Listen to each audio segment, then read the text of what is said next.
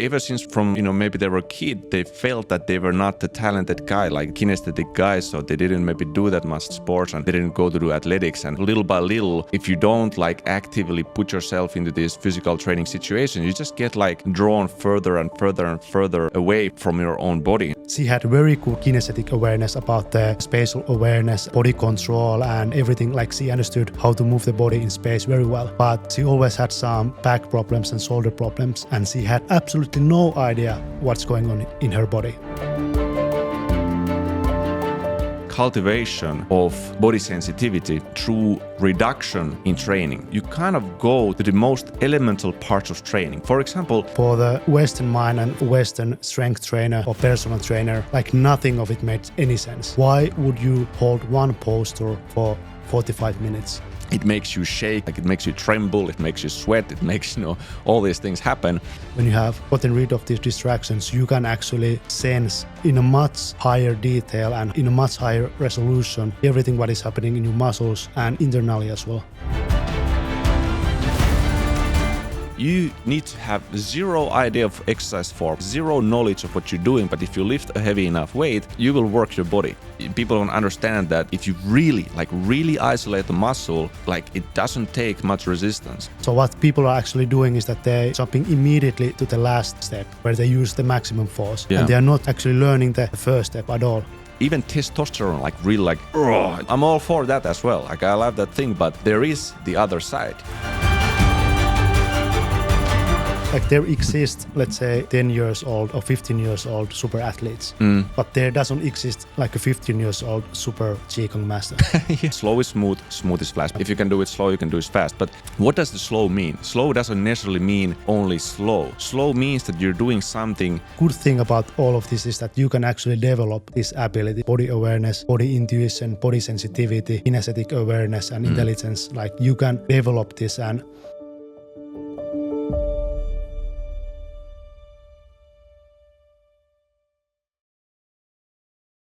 So 2018, it was the year when me and Samuli both got our first touch with actual, real, ancient Qigong. So meaning that this was Qigong in its form that it had been practiced for hundreds of years, maybe even a millennia.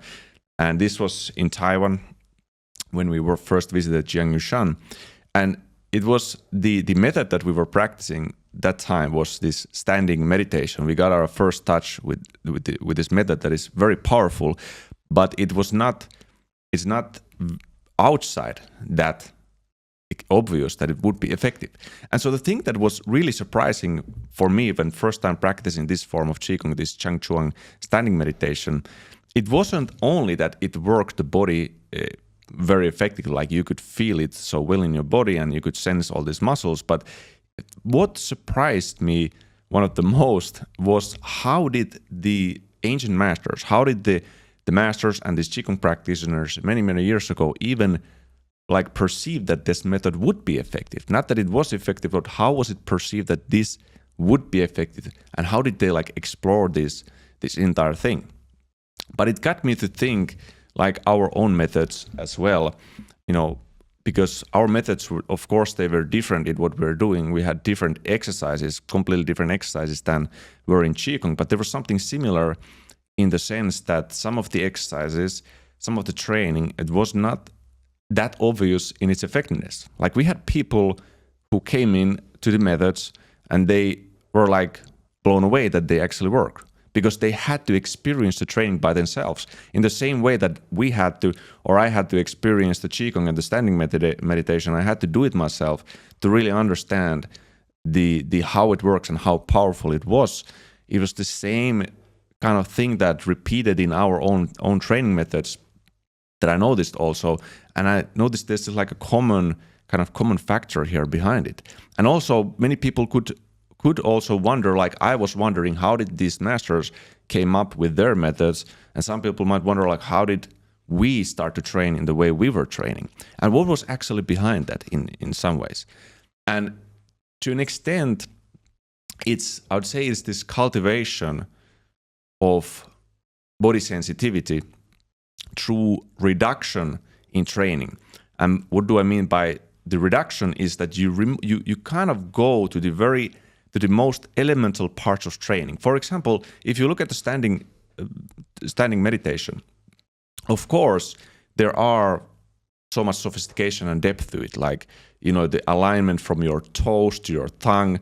This all is like a sort of paid attention to. It's a very conscious posture, and the arm, it's not like you're just standing like you're waiting in a queue, but however it still is standing. The action itself is just standing still. It's like you reduce it to something, to its very core elements, and you find how to intensify that, how to make that simple thing work enormously effectively. And same way, if we go to like some type of athletic precision training isolation that we do, we find like the beginning point, something that is very elemental and simple, but we take this method, through this method we guide or we emphasize and we intensify the effectiveness of it. And all of this starts from this level where you have to be very sensitive to your body and to the stimuluses that you experience from things. Yeah, the time when we first went to Taiwan in 2018, I remember very vividly the experience when we were practicing there. It was basically the grand circle. Yeah, grand. At least some parts of it, like in a very hot room, just standing for, I think, something like 45 minutes. Actually, Eero was doing like the hardening stuff. Yeah, I was doing hardening stuff. Eero was doing hardening stuff, and I was just standing, just holding the postures for like 45 minutes in total. And I had never done anything like that before, like just standing and doing nothing for that long period of time. And my legs were shaking, my shoulders were shaking, my lower back was like feeling, and like it was like so crazy experience. And the thing with this method was that it was so much outside of any Western frameworks and training methods we have done before, because like for the Western mind, and especially for like, let's say, a Western strength trainer or personal trainer, like nothing of it made any sense. Like, why would you hold one posture for 45 minutes? Like, it made no sense at all. Because multiple postures, but yeah, multiple, but base. basically almost the same posture. Yeah. Just a bit of changes. And because in the West, everyone was doing like, thinking like, if you want to get results, you have to do like 3 sets of 10 and 3 sets of 20, and if you do over 30 seconds, then it becomes like endurance training and almost useless. And like this, so it was very good experience because it brought us like a completely new view of seeing things. Mm-hmm. Yeah, and like in the Western worldview, like you explained, we only perceive that it's effective if you have this, the sets, the reps, and of course the weight and the resistance.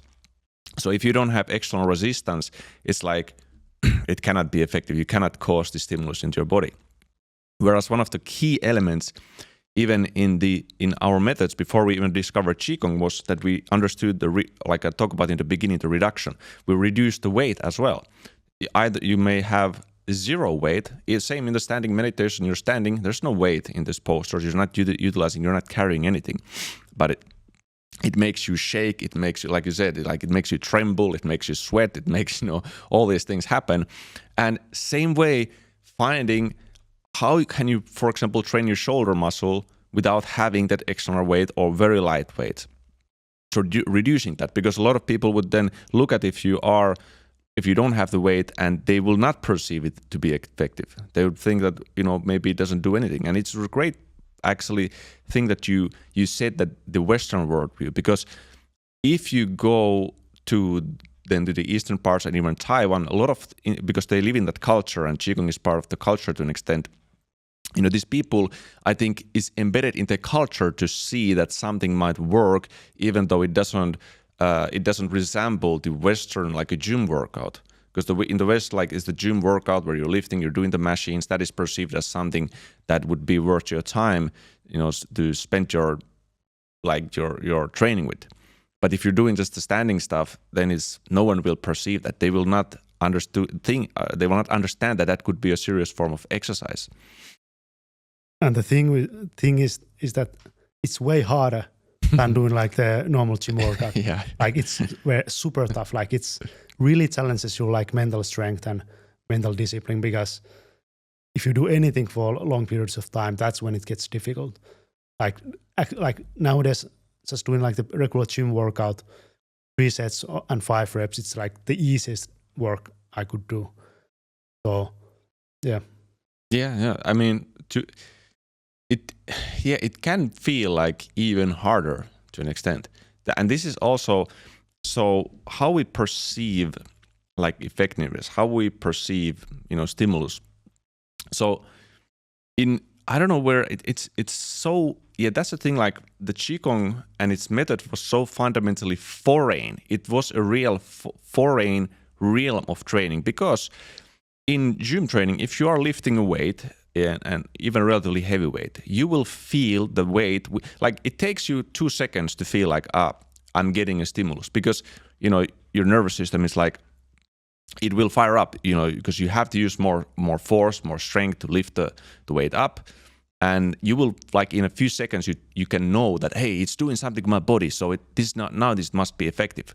Whereas in these methods of, like standing meditation or even the athlete to next method, where you're doing like these different precision joint isolation drills, is that it takes a little bit more time sometimes. Like instead of like a couple of seconds, it may take 20 seconds. Maybe it may take just 10 seconds or something, but like or 1 minute. Yeah, or 1 minute. It builds up. But this is the thing, like it takes, I'd say, patience. It takes a bit of patience, because again, with the weight, you can find out in a couple of seconds that it does something. It stimulates your body. And in the same way, even if you don't know what you're doing, you need to have zero idea of exercise form. You need to have like zero knowledge of what you're doing. But if you lift a heavy enough weight, you will work your body. Like you need no additional skill. You're working your body. Now it's a different question, which part are you working, and are you working it in an optimal manner? Are you maybe hurting your body? But you are most definitely, by lifting heavy weight, you will work your body there. Like there's no question about it. But when it comes to this reduction, if you reduce the weight and if you go to these elemental kind of blocks of an exercise, the patience, like I said, is one thing, but there are other things come into play as well, such as like accuracy. Like people don't understand that if you really isolate the muscle, it's like it doesn't take much resistance. Like just the weight of your own arm, for example, can work as a resistance. So accuracy is one thing. Then there comes, for instance, mind-muscle connection, which is your ability to like squeeze the muscle by just voluntarily without doing even a movement. If you're really good at squeezing a muscle, you could just be like still and then just contract an area in your body, and you're going to be training that. But you can use that when you're doing actual exercises to emphasize the stimulus to the targeted muscle. But so there comes these different tools that you can utilize, and it's all based on, again, I'd say like a certain amount of sensitivity in your body. And the sensitivity is interesting area, because we have talked with Samuli, even maybe in the some previous podcast, that you become like you can desensitize yourself with the overuse of certain things. Like you can overutilize drugs, for instance, right? And then you need again a bigger and bigger dose to feel an effect. And same way, like you can.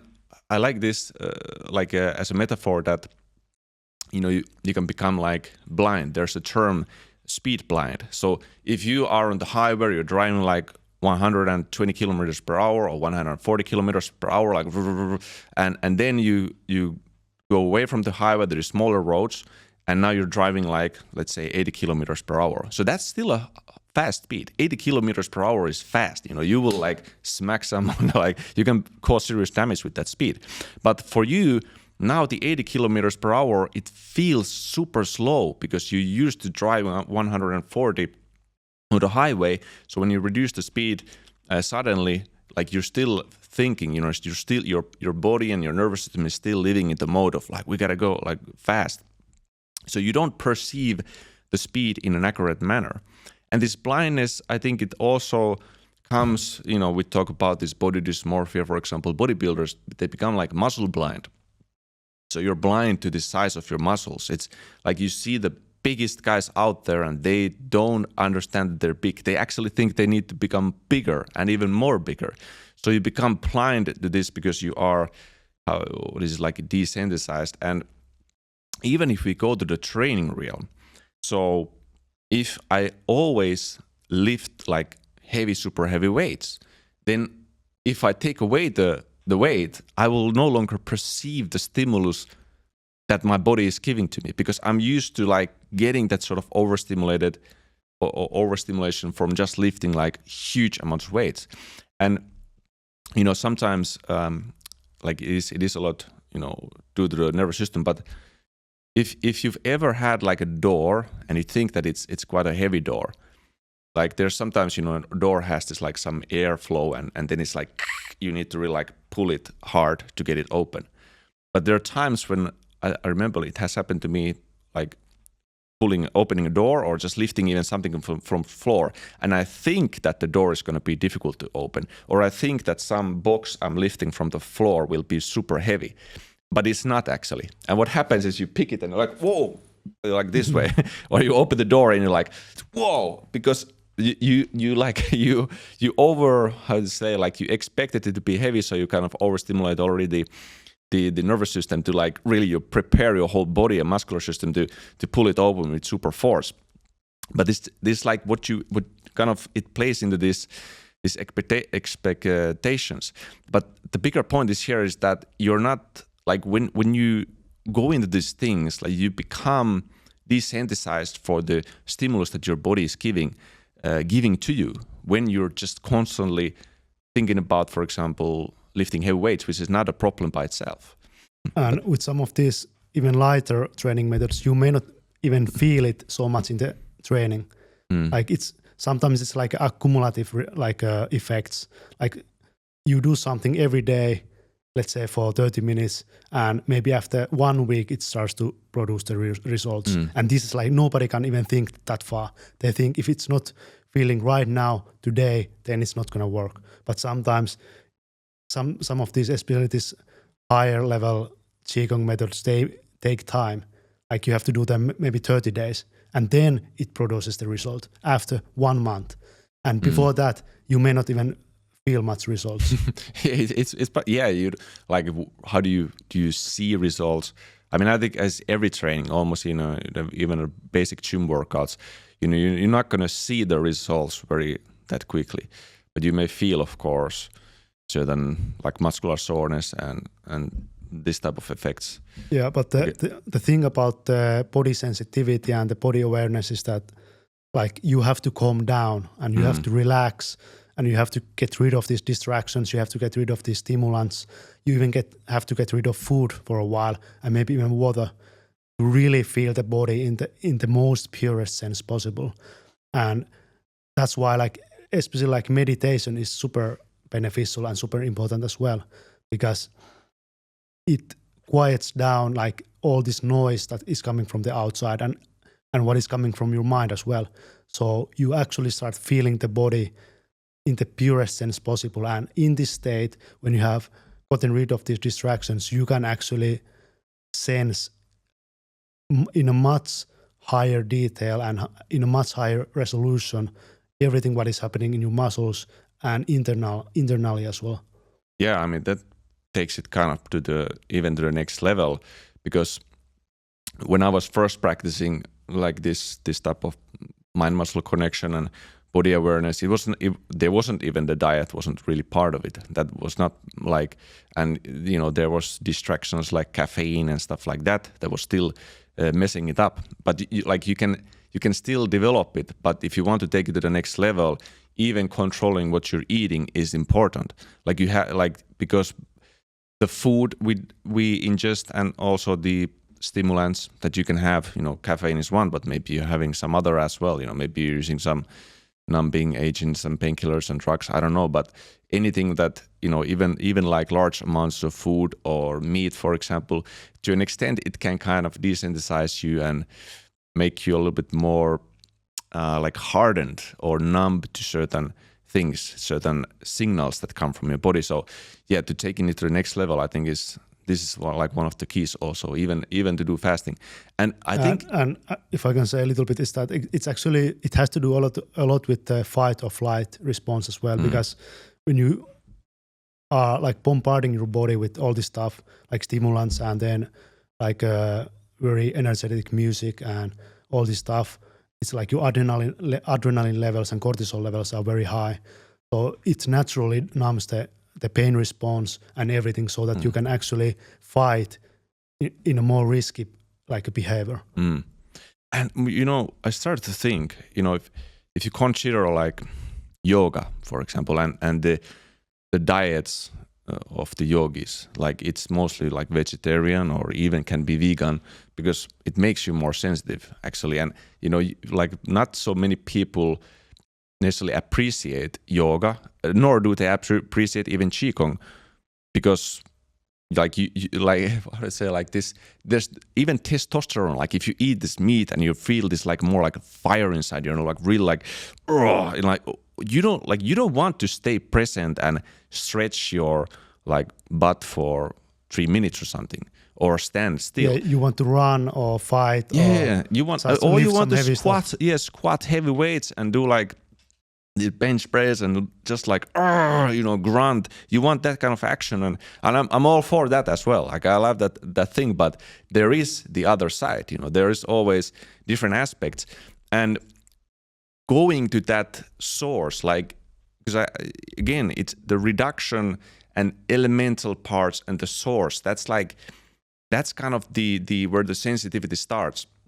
And it's very difficult. I think it's just so beneficial that if you know how to produce results without weights, if you know how to produce results without this I don't know, this too like it's just too much resistance, let's say like this way, then you will know very well later, if you use resistance, how to produce results. So first, if you know how to produce results without any kind of like complexity or stuff like that, then when you're adding the weight, you will produce much better results. Like this is one of the things, like in order to use, for example, weights and resistance in the best possible manner in your training, first learn to do without, because then you know actually how do you use your body to the best to its maximum, right?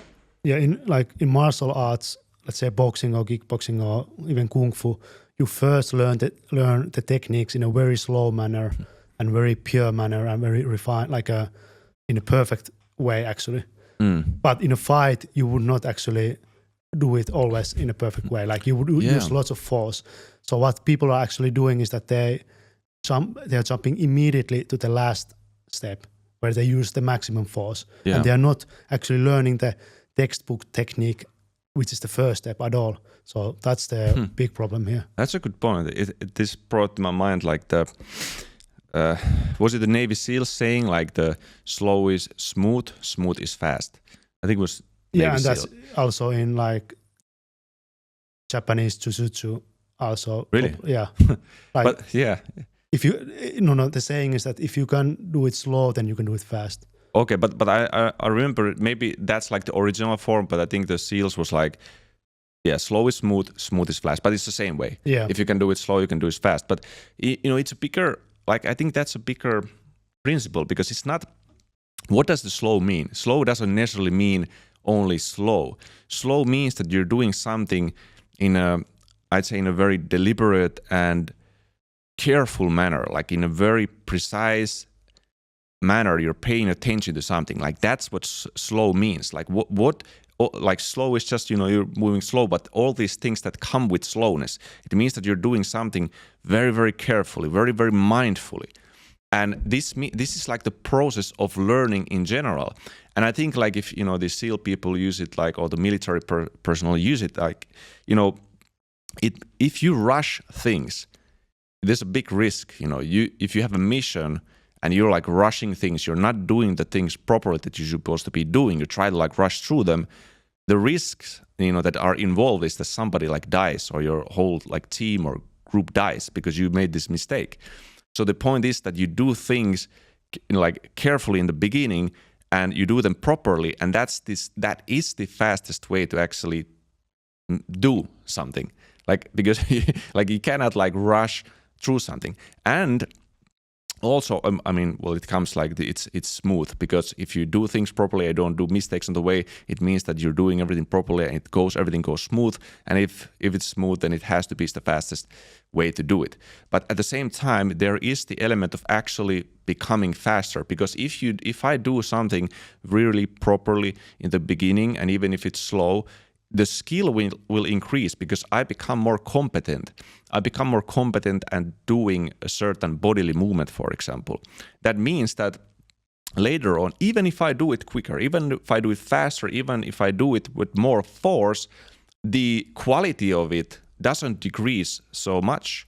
Maybe can be a small decrease in quality if I like really increase my speed, but still, because the skill level I've built it with this slow training, I can I can become faster at doing the thing. But it relies on that slow part, which contains that whole. Yeah, and unless you really want to train the speed and explosiveness, like this, being fast is not necessarily even always beneficial, or not. Or what I would say, it's not always even important. Yeah. Because I remember, like Miyamoto Musashi, he said in the Book of Five Rings that there's like the rhythm and cadence to everything. Like if you try to play a song as fast as possible, it's not good. Like there's always like a certain rhythm to a song, so you have to play in the rhythm of the song to make the song perfect. So in that way, like doing something as fast and as explosive as possible may not even be beneficial. It's like in training, unless you are really trying to make your body more explosive, like you don't have to lift anything super hard and super fast. And likewise in martial arts, like timing and controlling the rhythm almost always beats speed. Yeah. So like speed is not even the most important factor. No, it is not. And that's it's a very good thing you mentioned that martial arts, because I'm and this is not like that I'd be overconfident or something, but I'm pretty sure, almost 100% sure, that I'm as fast or faster than our coaches in like MMA, or even the like Muay Thai, which we just started to train with this like a guy who has like 400 fights under him. Like I'm pretty sure that my speed is up to their speed. But it doesn't matter, because they have the rhythm. Especially this Muay Thai guy, he has the rhythm, he has the timing, he can read it. Same way Nordin Taleb, like he has his own like vision and timing, and this is how they actually like can dominate. It's not that they're trying to compete with the speed. Of course, you need a certain level of speed, but a lot of the times they can just play around with you. It doesn't matter how fast you are, because they can reach you, and they can also time their actions properly. So you're absolutely right in that speed, it's not the most important factor when it even comes to like, let's say, performance. That of course, if you're a sprinter, I guess then it's all about the speed. But there's always these people who of course say that, well, in any case, the more speed the better, but not necessarily. Sometimes I'd say the more speed you have, the more you spend energy. Yeah, and the more you may be relying on that also. So you don't even like develop these other than attributes that you have. You don't like build those up. You start to like rely on that. Like that's the issue with like if you're really athletic people or person, and you just like, okay, you just rely on that. But at certain point, that athleticism has its like a ceiling as well. So it's more like about the other skills. And especially when you get older, like the speed can like decrease the fastest. Yeah. So if you don't have the other skills and the other qualities, then it's very bad. But the thing about the body intuition and body awareness, like we have been talking a lot about Qigong and yoga and like this, it's not actually like this woohoo, like a Eastern concept. Like it's in the West as well. Like in science, they call it the kinesthetic awareness. And it basically means the body intelligence and body awareness, like how, and in my opinion, there's many different areas of kinesthetic awareness, because like, for example, the body control and muscle control and this mind-muscle connection, it's one aspect, but it's not the whole aspect. Like this is one of the most important lessons we have learned from the old school bodybuilders from the early 1900s. But the kinesthetic muscle control. Yeah, exactly, like muscle control and mind-muscle connection and this. Yeah. But because I've met some, like I had like a ballroom teacher in Australia who was a dancer, and she had very good like kinesthetic awareness about the spatial awareness and like the body control and the center of mass and everything. Like she understood how to move the body in space very well. But she always had some back problems and shoulder problems, and she had like absolutely no idea what's going on in her body. Like she understood the movement aspect and that body intelligence aspect, but she didn't understand the muscle aspect at all or the internal aspect at all.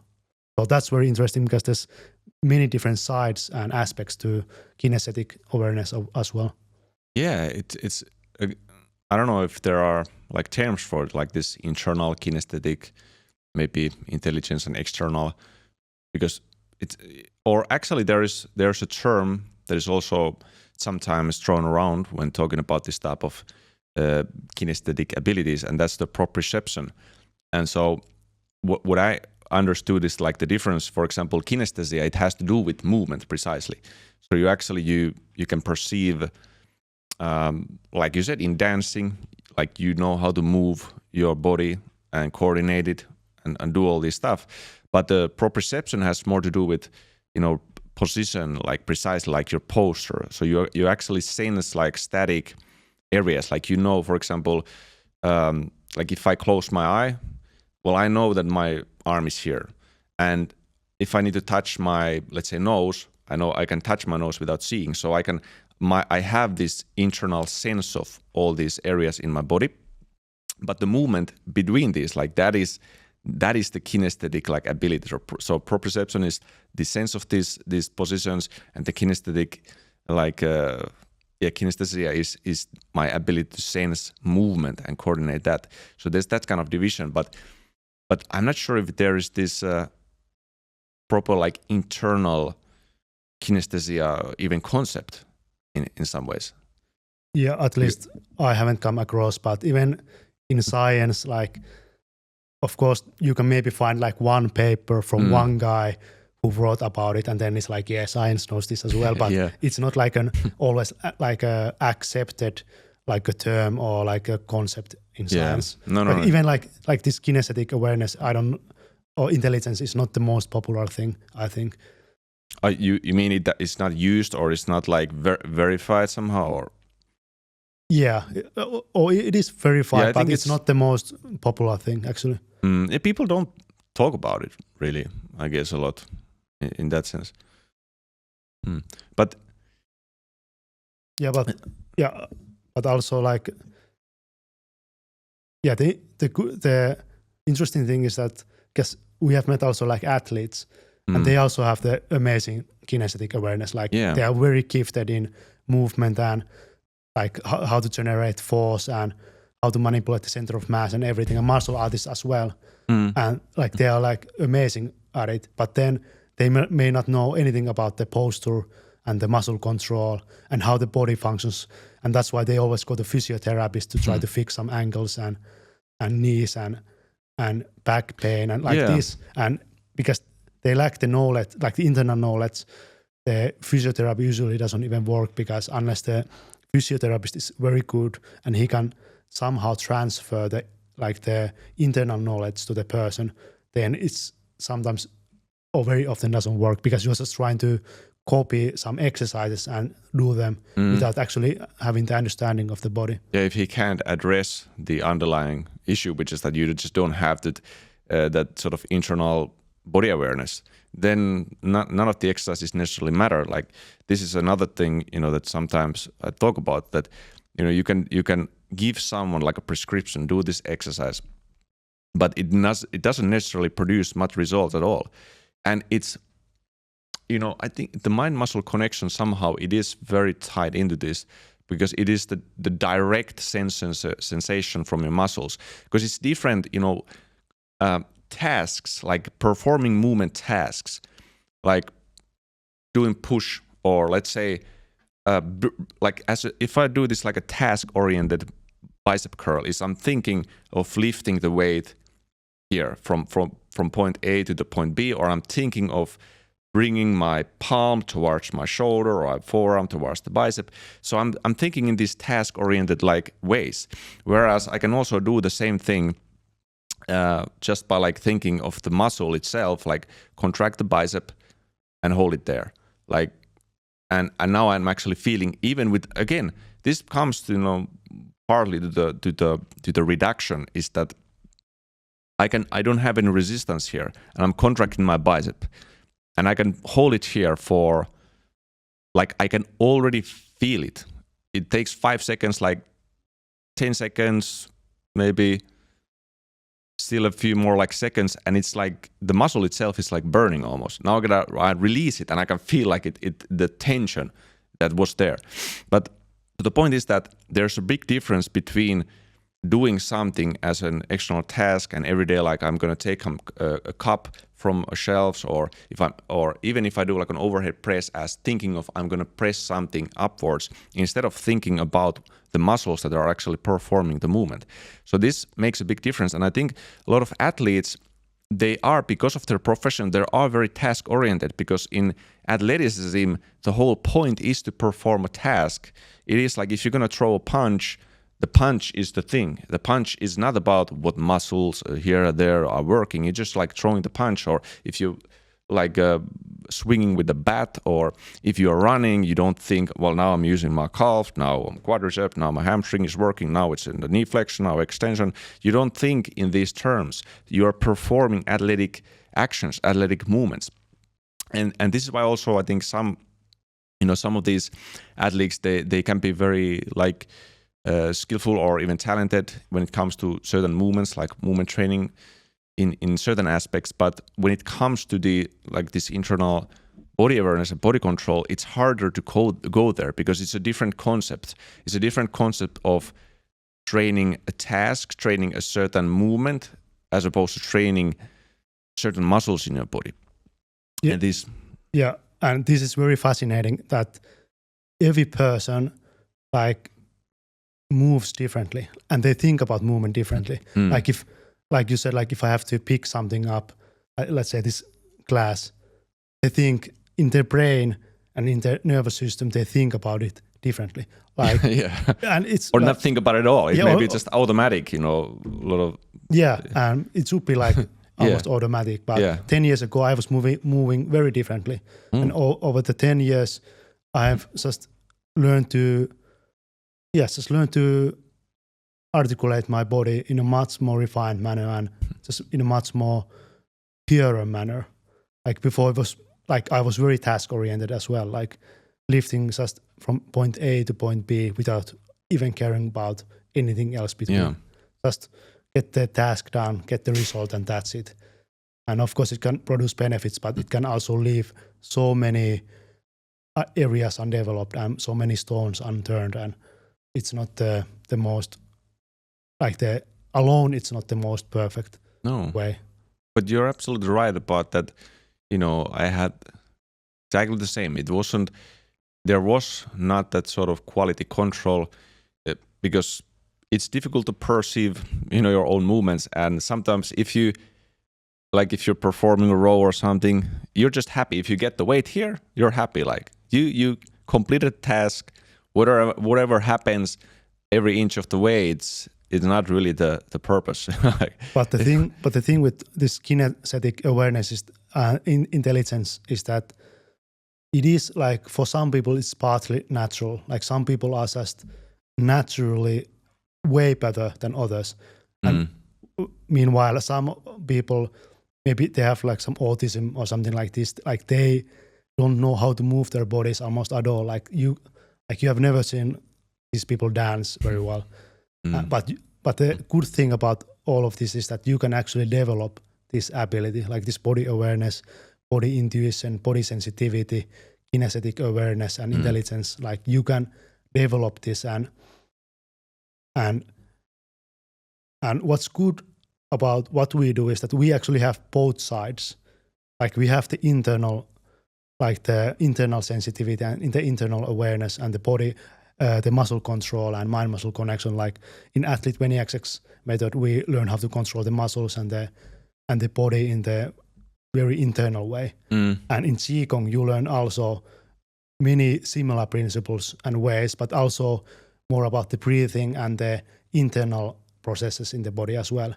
And then in movement 20xx, it also has the internal aspects, but it's a lot about the actual. That's a lot about the kinesthetic awareness, like actually the spatial awareness, body control, and coordination, and all these different, more neuromuscular, skills. Yeah, and you can I think it's much easier to perceive the natural talent in this kinesthetic area because some people they clearly can perform athletic movements much faster than others, much quicker than others. They become better at like coordinating their bodies, maybe, or doing like some skateboard stuff or like whatever, like athletic endeavors like wrestling. And people have this ability, but when it comes to like the internal thing, I think that's almost always, it requires quite a bit of learning. It like much more. It doesn't develop so easily naturally to an extent. Like maybe it can, but I think it requires a certain like focus, like a specific focus to develop that. But I would say like there's no there exists, let's say 10 years old or 15 years old super athletes. But there doesn't exist like a 15 years old super Qigong master. That's a great way to put it. Like this wisdom of the body and this internal wisdom and internal sensitivity, it comes with practice and age. So, and it's something that never stops developing. Like if you're like 60 years old, you can have the deepest and highest level of understanding of your body. And it can even it will grow until you're like 80, 90, until you die. Basically, you can keep like growing that ability. But of course, it doesn't. This is not that. The kinesthetic abilities and this athleticism also you can't like progress. Some are more naturally talented, but like I'd say, for example, I was not like on the highest end, but I was more talented kinesthetically than certain people. Yeah, I would say like you were maybe 75%. Yeah. And I was maybe 50 or below. But the mind-muscle connection and this stuff I needed to develop from the very like beginning. There was none of that was there. Even though I had this like tendency to maybe have a better skill in actual like movement. Yeah, but movement-wise. But now after so much practice and so much training, maybe you started at 75%. And now you're like 90. Yeah, and I started below 50, and now I'm like 75. Yeah, that's a good point. And because that internal thing helps. Like that's the funniest thing is that improving that internal awareness and the body control and the sensitivity, I think that helped with also the kinesthetic abilities. Yeah, that was the way to take them to the next level. Yeah, for sure. Like it changed like everything for me. Like I tried to practice all this dance and all this stuff when I was younger, but it just didn't go anywhere because I lacked like even the basic blocks and the basic fundamentals of understanding movement and myself. Yeah. And because I was also more into my mind and not so in tune with my body. But once I learned these internal processes and this like internal wisdom of the body, like the actual body intelligence and body sensitivity, now all this external stuff, like the actual kinesthetic intelligence, comes very easily and very naturally. Like I can learn almost anything very fast. Yeah, that's interesting because... And I think you also had very similar results with your students, like the Matt as well. Oh yeah, well, I mean, Matt came, I remember like he was kind of out of his body to an extent. That's the thing. Like he was more like less than I was actually. Yeah, less than you were, but really like a lot of people have this thing that they're kind of out of their bodies, like, and because ever since from maybe they were a kid, they felt that they were not the talented guy, like they weren't this kinesthetic guy, so they didn't maybe do that much stuff, maybe they didn't do that much sports, and they didn't go to do athletics, and you get this thing, and then little by little, if you don't like actively put yourself into this physical training situation, you just get like drawn further and further and further away from your own body in a way. And it's like, this is kind of what happens. It's weird that you kind of forget it and you don't even think about really. But Matt came to this, and he started to, like, during the coaching, he started to do multiple different things. Like there was the ballet, he started to do the sambo and taekwondo, and I think he Boxing.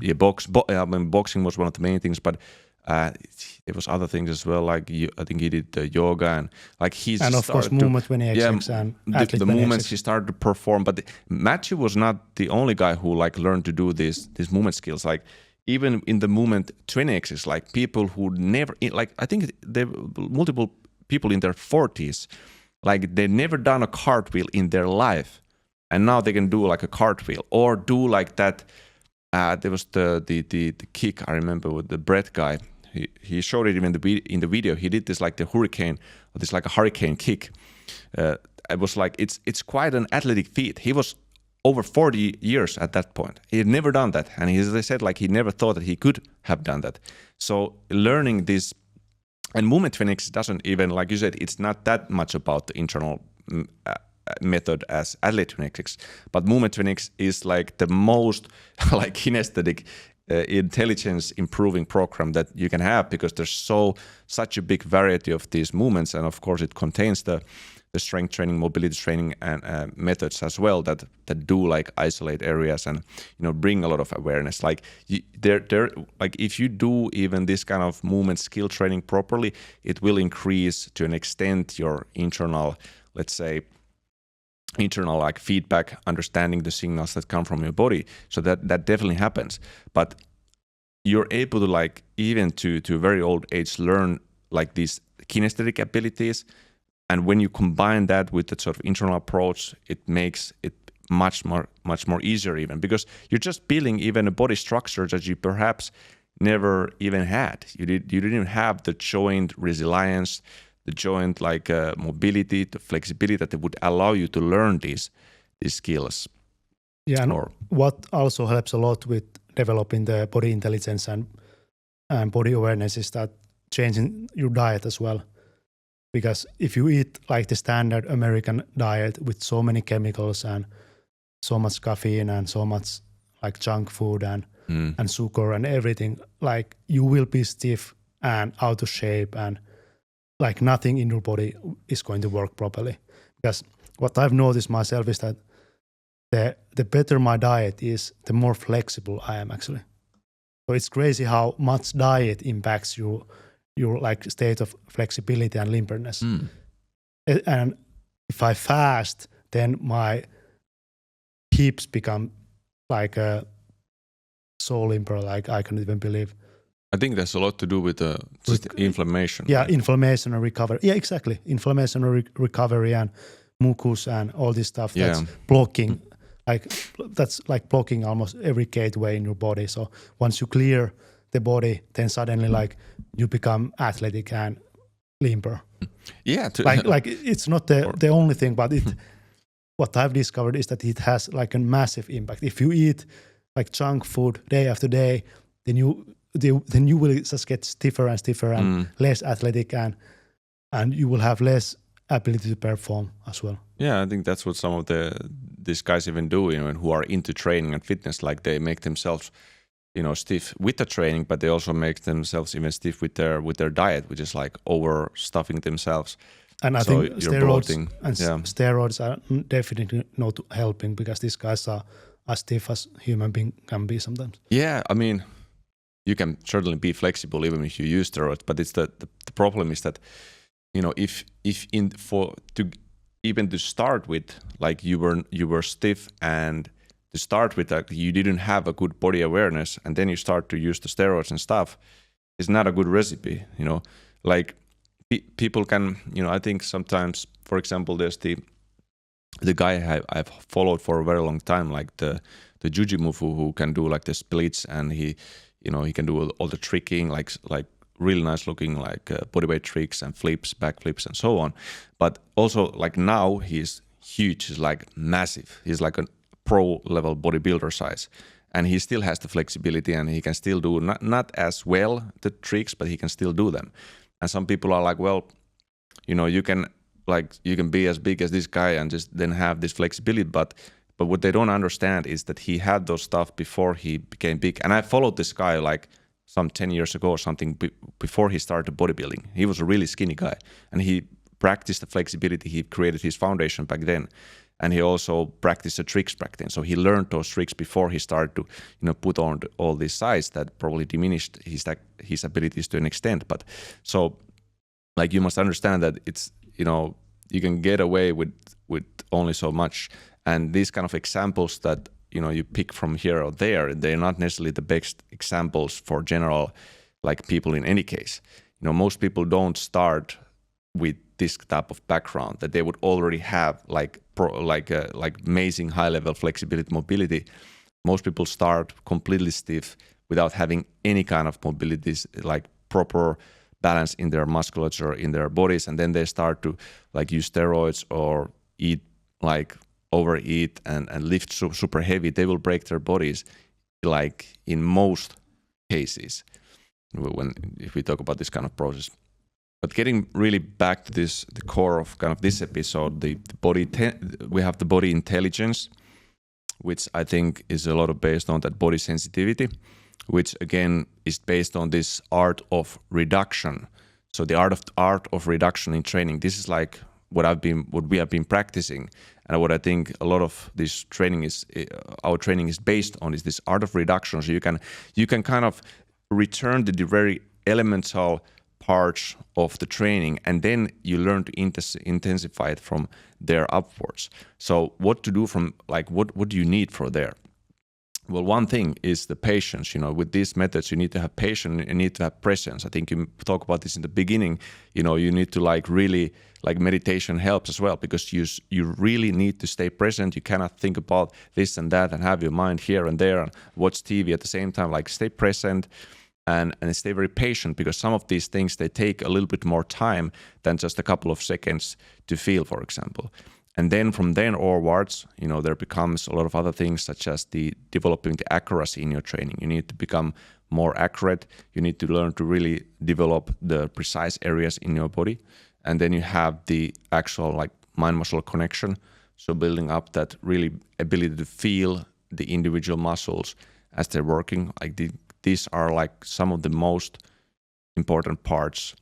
And of course, one of the things that really helps with the sensitivity, that it's related to the patience and all this, is the time. So time under tension, like spending a minute or two sometimes doing something, this is key. Time is one of the most important intensifiers in whatever you're doing. You can intensify almost any stimulus through time, obviously. Yeah, and the repetitions don't really matter. It's all about the time under tension and actually focus and precision. So you can actually make any muscle grow, and you can feel any muscle if you just have enough time under tension, and you can precisely target the muscle. Yeah. And this, all of that, even we talk about the slowness, that's also one of the things that is really important. So the slowness, patience, time under tension, all of these things that kind of bring you more towards the present moment, that's the key. And it's not woo-woo stuff. Just do anything, even if you're doing a row or a push-up or something, just the only thing, for example, what you can do in the beginning is slow down. And just by slowing down, counting maybe 5 seconds up, 5 seconds down, that's already a great start. You're already going to know this almost immediately. Even with just one repetition, you will know this, that, hey, this is not about how many reps I'm trying to blast out. It's not about how much do I have weighted vest. It's just... Yeah, it's good to understand that strength training is not an athletic sport. It's not task-oriented like a form of art. That's It's actually internal. You are not supposed to even care about the going from point A to point B, or to care about how much you can lift. You should be only caring about the internal effects and the stimulus you get from the exercise, because it's not this. You are not in a competition with anyone. You are just focusing on strengthening the body, taking care of the body, and that's it. It's not a sport, and it's not a competition. Exactly, and that's the big division, I think, here. What we've kind of been talking about. Really, it is there is the task-oriented thing. There is the pure skill training. there is, the competition, there is the sports, and all this is something that is great. It's fun, and it's something that we even do to develop the body. But for most people, that is the only thing that they can perceive when it comes to the training, and also like just getting that weight from A to B, like lifting heavy. They can only perceive that skill sports side. But what we have in our methods and what is based on this whole thing is exactly like that, forgetting all these external tasks and going back to the body and starting from there. Like this whole thing, the sports, tasks, performance, weights, that's what you need to reduce. Like that's the reduction. Take all that away, go to the elemental pieces, and then from that point onwards, when you've reduced everything, you can kind of sense much better what the training is doing, what is causing to your body, and you can also learn to then utilize all the rest of the stuff better. So in conclusion, it's actually like complete training and it's complete understanding of the body. It's not just one-sided. Yeah. Like it's external and internal together. It's like the yin and yang together. That's it. That's what we do. All right. Stay strong, guys.